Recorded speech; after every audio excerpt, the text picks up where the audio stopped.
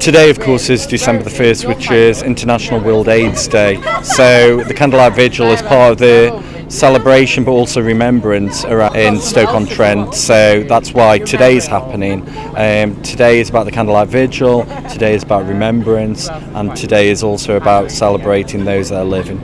Okay, and it's very much about raising awareness as well, isn't it? Absolutely, and that's why we've done events in Keele University, Staffs University, throughout schools, colleges and in the community, because we need to raise more awareness around HIV and about good sexual health and well-being as well.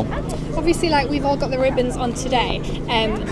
You know, you're approached often by charities who want donations for things like that. Do you think in time, hopefully, AIDS charities will be able to collect more money from it rather than simply raising awareness? I think there's still a lot of stigma and discrimination around HIV and AIDS, but yeah, I think charities like Staffordshire Buddies make a big impact in the community, and I think it's still important that we do fundraise, because services are still not there for many people living with HIV. In this area we still have issues with poverty, and a lot of our clients do suffer from issues around mental health, isolation, but also a lot of our clients actually have good quality lives as well, and maybe just need support around employment advice and disability issues and living with HIV as a long-term condition.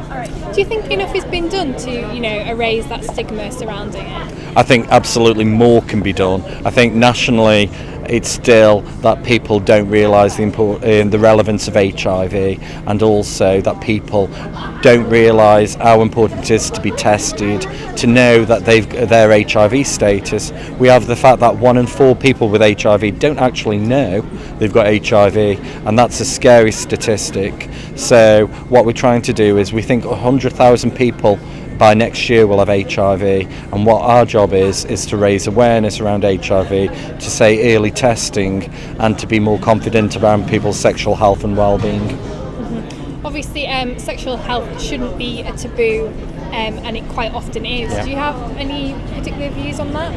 Absolutely, I think good sexual health and well-being is so important.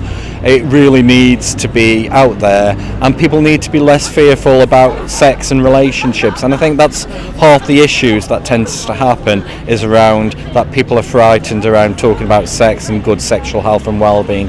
Do we always talk to our doctors? Do we always talk to our friends about our fears around sex and relationships? And maybe it's about that honesty and openness. Maybe that's what World AIDS Day is becoming all about. Mm-hmm. Do you think this is going to stop people being judgmental?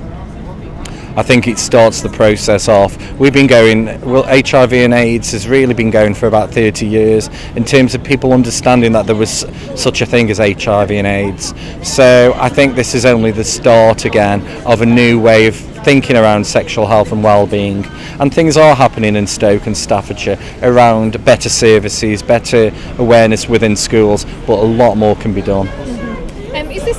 Is a lot of things like this going on nationally? Nationally, throughout most of the country, there'll always be big events going on. Of course, the areas where HIV is most affected, for example Brighton, Manchester, London, are areas that will have much more events and activities, but Staffordshire is getting there in terms of raising the profile, so watch the space, because places like Staffs University, Staffordshire Buddies, the LGBT network will make a difference, because next year we're going to raise awareness a lot more than even now. Seems like you're doing a great job. Thank you very much. No, my pleasure. Thank you.